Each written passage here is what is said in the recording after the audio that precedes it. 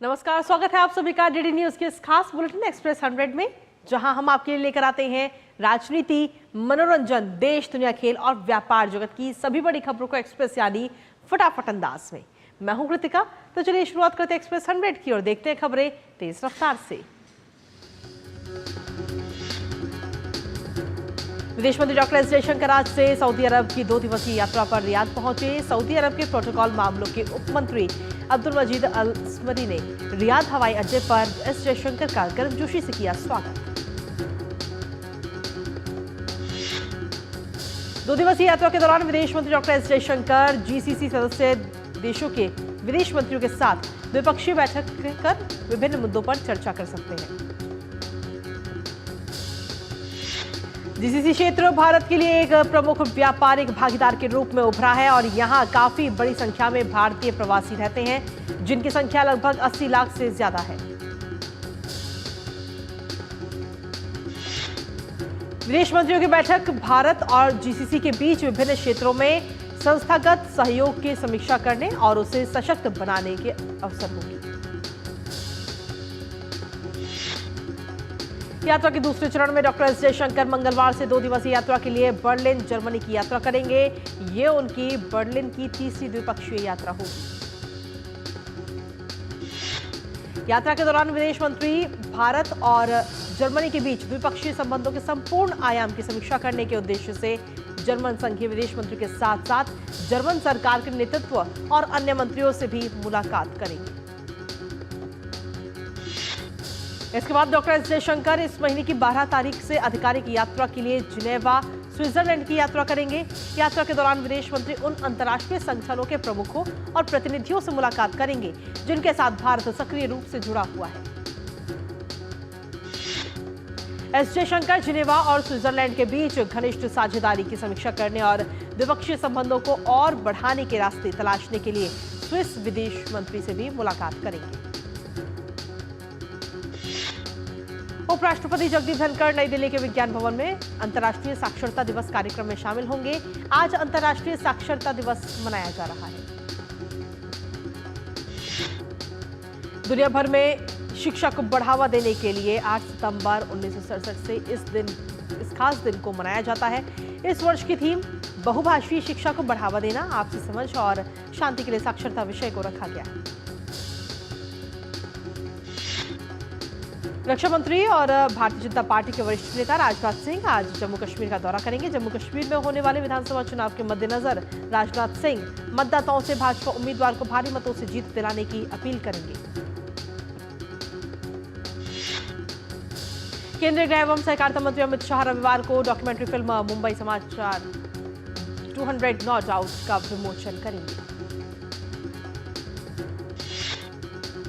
मुंबई समाचार 200 not out documentary में गुजराती भाषा के समाचार पत्र की 200 साल की यात्रा को दर्शाया गया है। एशिया के सबसे पुराने अखबार ने 203वें वर्ष में प्रवेश करते हुए इतिहास रच दिया है। ये मुंबई की पहचान का एक अभिन्न अंग बन गया है। भारत ने अफ्रीकी देशों जिम्बाब्वे, जाम्बिया और मलावी को मानवीय सहायता भेजी है। विदेश मंत्रालय के प्रवक्ता रणधीर जायसवाल ने सोशल मीडिया प्लेटफॉर्म एक्स पर जानकारी दी कि 1000 मीट्रिक टन चावल की एक खेप नहवा शेवा बंदरगाह से जिम्बाब्वे के लिए रवाना हुई। केंद्रीय गृह मंत्री और भाजपा के वरिष्ठ नेता अमित शाह ने जम्मू में एक जनसभा को संबोधित करते हुए नेशनल कॉन्फ्रेंस के नेता फारूक अब्दुल्ला पर आतंकवाद को बढ़ावा देने का आरोप लगाया। उन्होंने कहा कि पीएम मोदी के शासन में आने के बाद से आतंकी घटनाओं में 70% की कमी आई है। अमित शाह ने कहा कि केंद्र में मोदी सरकार के आने के बाद जम्मू कश्मीर में आतंकवाद पर लगाम लगा है। उन्होंने कहा कि जब तक शांति स्थापित नहीं होगी तब तक पाकिस्तान से कोई बातचीत नहीं होगी। नेशनल कॉन्फ्रेंस के उपाध्यक्ष और जम्मू कश्मीर के पूर्व सीएम उमर अब्दुल्ला ने संसद हमले के दोषी अफजल गुरु की फांसी को लेकर विवादित बयान दिया है। उन्होंने कहा कि वो मौत की सजा में विश्वास नहीं रखते हैं क्योंकि इससे अदालती व्यवस्था पर सवाल उठते हैं। उमर अब्दुल्ला ने ये बयान न्यूज एजेंसी एएनआई के पॉडकास्ट के दौरान दिया, जिसके बाद सियासी हलचल बढ़ गई है। भाजपा पूरे मामले को लेकर हमलावर हो चुकी है। भारतीय जनता पार्टी ने कहा कि ये राजनीतिक लाभ और परिवारवाद में डूबी पार्टियां हैं, इनके पास कोई विजन नहीं है। लोकसभा में विपक्ष के नेता और कांग्रेस नेता राहुल गांधी के बयान पर केंद्रीय मंत्री जितेंद्र सिंह ने उधमपुर में कहा कि पीएम मोदी जी की वजह से ही मुमकिन हुआ है कि राहुल गांधी आज लाल चौक में जाकर के आइसक्रीम खा लेते हैं, वरना जब उनकी सरकार केंद्र में थी तो वो साहस नहीं करते हैं कि बंद कमरे से बाहर निकलने की। हरियाणा विधानसभा चुनाव से पहले कांग्रेस ने रेसलर विनेश फोगाट और बजरंग पुनिया पर दाव चलने के बाद सियासी पारा उफान पर है। भाजपा ने कांग्रेस पर खेलों की राजनीतिकरण का आरोप लगाते हुए कहा कि खिलाड़ियों की आड़ में कांग्रेस अपना राजनीतिक एजेंडा साधने में लगी है। केंद्रीय स्वास्थ्य मंत्री जेपी नड्डा ने दरभंगा मेडिकल कॉलेज और अस्पताल के परिसर में सुपर स्पेशलिटी भवन का उद्घाटन किया। ये सुपर स्पेशलिटी भवन 150 करोड़ रुपए की लागत से बना है। केंद्रीय मंत्री और भाजपा के राष्ट्रीय अध्यक्ष जेपी नड्डा ने पटना में भाजपा सदस्यता अभियान में भाग लिया और सदस्यता सर्टिफिकेट आवंटित किए। उन्होंने कहा कि भाजपा ऐसी पार्टी है जो समाज के सभी वर्गों के लोगों की पार्टी है। भाजपा अध्यक्ष ने पीएमसीएच का भी निरीक्षण किया। वहां उन्होंने नए भवनों के निर्माण कार्यों का जायजा लिया।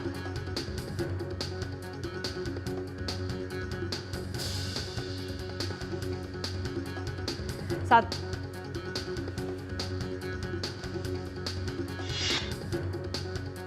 हिमाचल प्रदेश के शिमला में संजौली मस्जिद विवाद मामले में कोर्ट ने वक्फ बोर्ड को फटकार लगाई है। कोर्ट ने वक्फ बोर्ड को अपनी भूमिका स्पष्ट करने के निर्देश दिए। साथ ही इस मामले में मस्जिद कमेटी से भी जवाब मांगा है।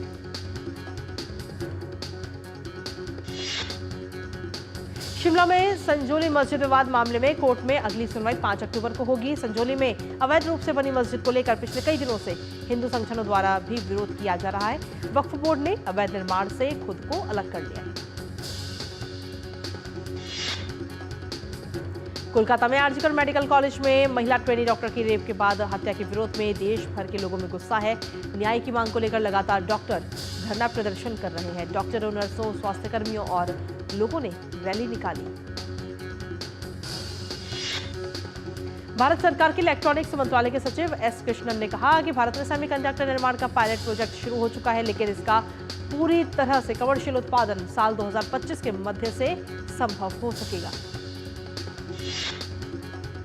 इलेक्ट्रॉनिक्स मंत्रालय के सचिव एस कृष्णन ने कहा कि हम भारत में सेमीकंडक्टर को बढ़ावा देने के लिए दुनिया के उन सभी समानांतर सोच वाले देशों के साथ समझौता कर रहे हैं जो भारत में सेमीकंडक्टर सप्लाई चेन और उसके विश्वास को बढ़ावा देगा।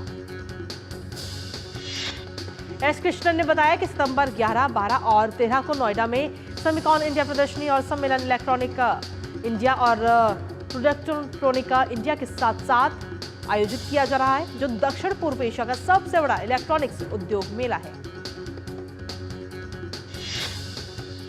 भारतीय वायुसेना के तरंग शक्ति युद्ध अभ्यास 2024 के ओपन डे पर भारतीय वायुसेना और अभ्यास में शामिल अन्य देशों की वायुसेनाओं ने अपना कौशल दिखाया। शो के दौरान सूर्य किरण एरोबेटिक टीम ने अपने कौशल का परिचय देते हुए सटीक उड़ान का एक शानदार प्रदर्शन पेश किया।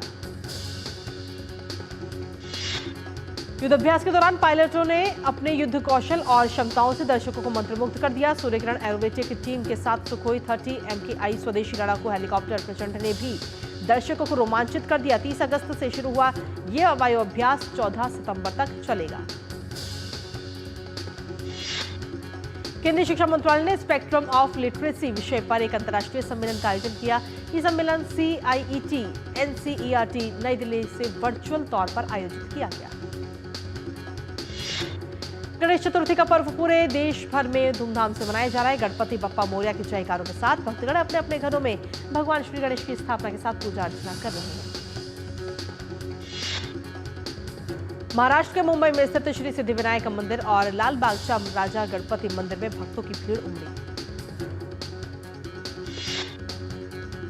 गणेश चतुर्थी धूमधाम के साथ कई राज्यों में मनाई जा रही है। गणपति बप्पा मोरया के जयकारों के साथ भक्तगण अपने घरों में भगवान गणेश की स्थापना की और गणपति की विशेष पूजा आराधना की गई।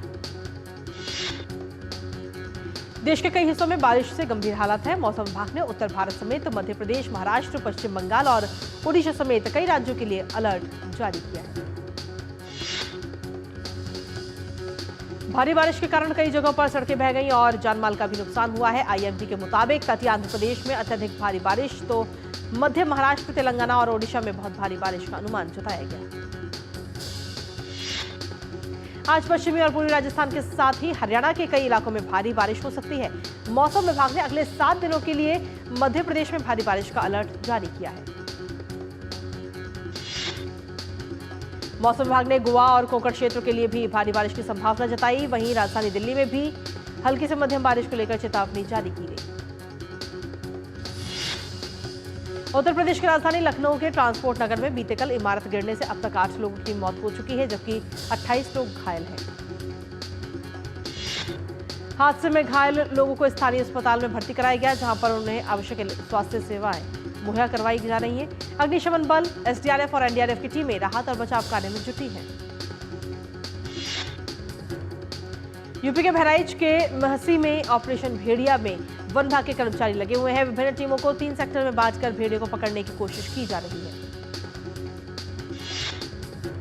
उत्तर प्रदेश के मुख्यमंत्री योगी आदित्यनाथ अम्बेडकर नगर के कचहरी विधानसभा क्षेत्र का दौरा करेंगे। कचहरी विधानसभा उपचुनाव के मद्देनजर एक कार्यक्रम में शामिल होकर जनसभा को संबोधित करेंगे। उत्तर प्रदेश के वित्त मंत्री सुरेश खन्ना आगरा, फिरोजाबाद समेत विभिन्न स्थानों पर यूपी उद्योग व्यापार मंडल के अधिवेशन में मुख्य अतिथि के रूप में शामिल हो सकते हैं। छत्तीसगढ़ के मुख्यमंत्री विष्णुदेव साय रायपुर के पंडित दीनदयाल ऑडिटोरियम में आयोजित अंतर्राष्ट्रीय साक्षरता दिवस समारोह एवं उल्लास मेला में शामिल होंगे। ईडी ने बताया कि उसने यस बैंक में 466 करोड़ रुपए से अधिक के कथित बैंक ऋण धोखाधड़ी की जांच के तहत व्यवसायी गौतम थापर के लाभकारी स्वामित्व वाली एक कंपनी की 78 करोड़ रुपए से अधिक की जमीन जब्त की है। भारतीय रिजर्व बैंक ने हाउसिंग फाइनेंस कंपनियों पर आरबीआई के निर्देशों का पालन न करने के कारण कार्रवाई की है। इसके तहत 3 गैर बैंकिंग वित्तीय कंपनियों पर मौद्रिक दंड लगाया गया। आरबीआई ने कहा कि उन्होंने गोदरेज हाउसिंग फाइनेंस लिमिटेड पर 5 लाख रुपए, आधार हाउसिंग फाइनेंस लिमिटेड पर 5 लाख रुपए और housing and urban development corporation limited पर 3.5 लाख रुपए का मौद्रिक जुर्माना लगाया है। वरिष्ठ नौकरशाह तुहिन कांत पांडे को नया वित्त सचिव नियुक्त किया गया। सरकार की तरफ से जारी बयान में ये जानकारी दी गई। तुहिन कांत पांडे 1987 बैच के ओडिशा कैडर के आईएएस अधिकारी हैं। वो वित्त मंत्री निर्मला सीतारमण की टीम का अहम हिस्सा है। निवेश एवं सार्वजनिक परिसंपत्ति प्रबंधन विभाग के सचिव रह चुके हैं।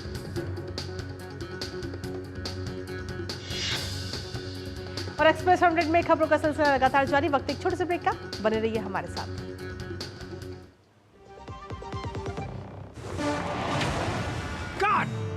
सुरक्षा की गारंटी हर चीज में जरूरी है, चाहे वो मुश्किल स्टंट हो या अच्छी फसल। इसलिए ले आइए IIL के ट्रैक्टर ब्रांड का शिनबार, जो देता है सुंडी और ट्रिप से सुरक्षा की गारंटी। सर, आप बहुत लकी हैं कि आपके बेटे ने हेल्थ इंश्योरेंस और बाकी सारी फॉर्मेलिटीज टाइम से पूरी कर दी है। मेरा बेटा? तो फिर आप? पॉलिसी बाजार। क्लेम के टाइम पे हमेशा आपकी हेल्प को तैयार। पॉलिसी बाजार, 1 करोड़ का हेल्थ इंश्योरेंस सिर्फ 390 रुपए महीने से शुरू। बात जब पीढ़ियों के लिए बनने वाले घर की हो तो जिम्मेदारी बड़ी हो जाती है। गैलेंट समझता है ये जिम्मेदारी। अब डबल M रिब्स के साथ गैलेंट एडवांस TMT रीबार, निर्माण का रियल हीरो। और ब्रेक के बाद एक बार फिर से स्वागत आप सभी का वापस रुक एक्सप्रेस 100 का। कौशल विकास एवं उद्यमिता मंत्रालय और स्विगी ने की साझेदारी करने की घोषणा। इस साझेदारी के तहत स्विगी के खाद्य वितरण और त्वरित वाणिज्य नेटवर्क के तहत कौशल और रोजगार के अवसर प्रदान करने के लिए एक पहल शुरू की जाएगी। इस साझेदारी से स्विगी से जुड़े 2.4 लाख डिलीवरी साझेदार और रेस्तरां साझेदार के कर्मचारियों को लाभ मिलेगा। इस पहल से रेस्टोरेंट चलाने वाले और खुदरा प्रबंधन के विभिन्न पहलुओं से जुड़े लोगों को रोजगार, इंटर्नशिप और प्रशिक्षण के अवसर भी मिलेंगे। भारतीय खाद्य सुरक्षा एवं मानक प्राधिकरण ने कहा कि खाद्य उद्योग को आगे बढ़ाने के लिए कृषि कच्चे माल में रासायनिक संदूषण को नियंत्रित करना आवश्यक है। FSSAI के कार्यकारी निदेशक इनोशी शर्मा ने कहा कि फसलों, फलों और मसालों में अधिकतम अवशेष स्तर को लागू करना एक बड़ी चुनौती है। IESA ने कहा कि एडवांस्ड केमिस्ट्री, सेल बैटरी और इससे संबंधित उपकरणों के मैन्युफैक्चरिंग क्षेत्र में भारत अगले 5 सालों में $90 अरब का निवेश आकर्षित कर सकता है। IASA की मांग पर सरकार ने ACC मैन्युफैक्चरिंग संयंत्रों की स्थापना और शुरू कराने में मदद के लिए विदेशी विशेषज्ञों को 6 माह का वीजा देने की मंजूरी दे दी है। इस वीजा पर विदेशी विशेषज्ञ कई बार यात्रा कर सकेंगे और इसकी अवधि नहीं बढ़ाई जाएगी। IESA ने सरकार के इस कदम का स्वागत करते हुए कहा कि इससे भारत में अगले 5 वर्षों में 100 मेगावाट घंटा से ज्यादा क्षमता की ACC बैटरी और बैटरी उपकरण संयंत्र स्थापित करने के अवसर सृजित होंगे। बाइजू के CEO बाइजू रविंद्रन ने आरोप लगाया कि कंपनी की ऑडिट कंपनी BGO ने रिपोर्ट को पिछली तारीख से प्रकाशित करने का सुझाव दिया था, जिसे कंपनी ने अस्वीकार कर दिया और उनका इस्तीफा दिखावटी है। ऑडिट फर्म के रूप में BGO के इस्तीफे पर रविंद्रन ने कहा कि ऑडिटर दिवाला कार्यवाही के बारे में सबसे पहले जानते हैं, लेकिन उन्होंने इसके बारे में अदालत द्वारा नियुक्त दिवाला समाधान पेशेवर को सूचित नहीं किया। टाटा सन्स की 2023-24 की वार्षिक रिपोर्ट से पता चला है कि एयर इंडिया ने वित्त वर्ष 2024 में पिछले वर्ष की तुलना में अपने घाटे को 60% कम करके 4,444.10 करोड़ रुपए कर दिया है। टाटा सन्स की वार्षिक रिपोर्ट के अनुसार टाटा समूह एयर एशिया इंडिया का एयर इंडिया एक्सप्रेस के साथ विलय तथा विस्तारा का एयर इंडिया के साथ जारी विलय के साथ विमानन क्षेत्र में अपनी उपस्थिति को मजबूत कर रहा है। उद्योग विशेषज्ञों ने कहा कि देश को अगले 3 से 5 वर्षों में इस क्षेत्र में $30 अरब तक का भारी निवेश प्राप्त हो सकता है, जिससे इसकी स्थिति दुनिया भर में आपूर्ति श्रृंखला में और मजबूत होगी। महाराष्ट्र सरकार ने कुल 1.17 लाख करोड़ रुपए के निवेश वाली 4 प्रमुख परियोजनाओं को मंजूरी दी है, जिसमें इसराइल के चावल सेमीकंडक्टर और अदानी समूह द्वारा संयुक्त रूप से स्थापित की जाने वाली सेमीकंडक्टर विनिर्माण परियोजना भी शामिल है। उभरते बाजारों के निवेश इंडेक्स में भारत ने चीन को पीछे छोड़ दिया है। वैश्विक ब्रोकरेज फर्म मॉर्गन स्टैनली के अनुसार MSCI EMI में सितंबर में भारत का भार 22.27% रहा, जबकि चीन का 21.58% रहा। मॉर्गन स्टैनली ने अपनी रिपोर्ट में कहा कि MSCI EMI में 24 उभरते बाजार और 3,355 बड़ी मझोली और छोटी कंपनियों के पूंजीगत के आंकड़ों के आधार पर यह सूचकांक तैयार किया गया। इससे भारतीय बाजारों में 36,000 करोड़ रुपए तक का निवेश आ सकता है। चीन के हैनान प्रांत में शक्तिशाली चक्रवात यागी की चपेट में आने से 3 लोगों की मौत हो गई और कम से कम 92 अन्य घायल हो गए। वहीं वियतनाम में इस चक्रवाती तूफान से 4 लोगों की मौत हो गई और 78 अन्य घायल हो गए। इन घायलों में से कई लोगों की हालत गंभीर बनी हुई है, इसलिए मृतकों का आंकड़ा भी बढ़ सकता है। वियतनामी मौसम वैज्ञानिकों ने द्वारा यागी तूफान को पिछले दशक में इस क्षेत्र के सबसे शक्तिशाली तूफानों में से एक के रूप में वर्णित किया गया है। ये तूफान चीनी प्रांत में कहर ढाते हुए दक्षिण पूर्व एशियाई देश में पहुंच गया है। चीन में चक्रवात से भारी बारिश और हवाओं के कारण 8 लाख से ज्यादा घरों में बिजली और आपूर्ति बाधित हो गई है। चक्रवात यागी शनिवार को चोंकिन की खाड़ी के ऊपर से उत्तरी वियतनाम की ओर बढ़ा। रूस ने यूक्रेन पर पिछले 24 घंटों में बड़े पैमाने पर हमले किए हैं। इन हमलों में रात भर में कुल 67 लंबी दूरी के ड्रोन भी लॉन्च किए गए। इनमें से 58 को यूक्रेन की वायुसेना मार गिराने में सफल रही। यूक्रेनी वायुसेना ने टेलीग्राम मैसेजिंग ऐप पर कहा कि राजधानी कीव में संसद भवन के ठीक बगल में भी ड्रोन का मलबा पाया गया। यूक्रेन के 11 क्षेत्रों को हाई अलर्ट पर रखा गया है।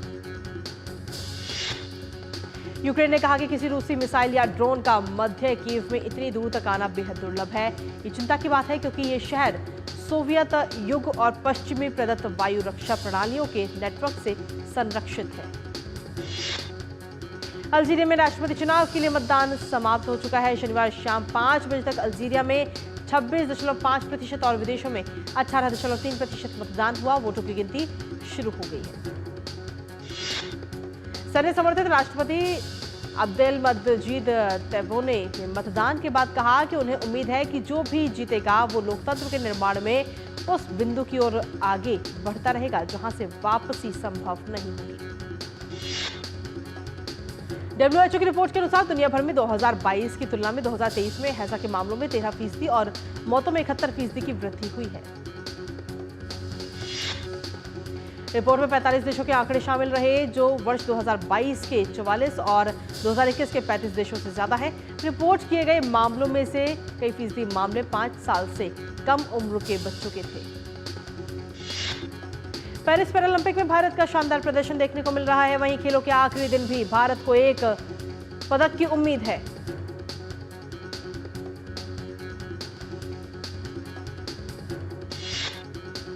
पूजा ओझा अगर सेमीफाइनल जीतती है तो वो आज ही होने वाले फाइनल मैच में स्वर्ण पदक के लिए चुनौती पेश करेंगी। फिलहाल भारत ने पेरिस पैरालंपिक में 7 स्वर्ण पदक सहित कुल 29 पदक अपने नाम किए हैं। पेरिस पैरालंपिक में पुरुषों के जैवलिन थ्रो F41 के इवेंट में नवदीप ने शानदार प्रदर्शन किया और 47.32 के थ्रो के साथ स्वर्ण पदक अपने नाम किया। दरअसल इस प्रतियोगिता में पहले ईरान के बैतसया सादेह ने स्वर्ण पदक जीता था, लेकिन उन्हें अयोग्य घोषित किया गया, जिसके चलते नवदीप का रजत पदक स्वर्ण में तब्दील हो गया।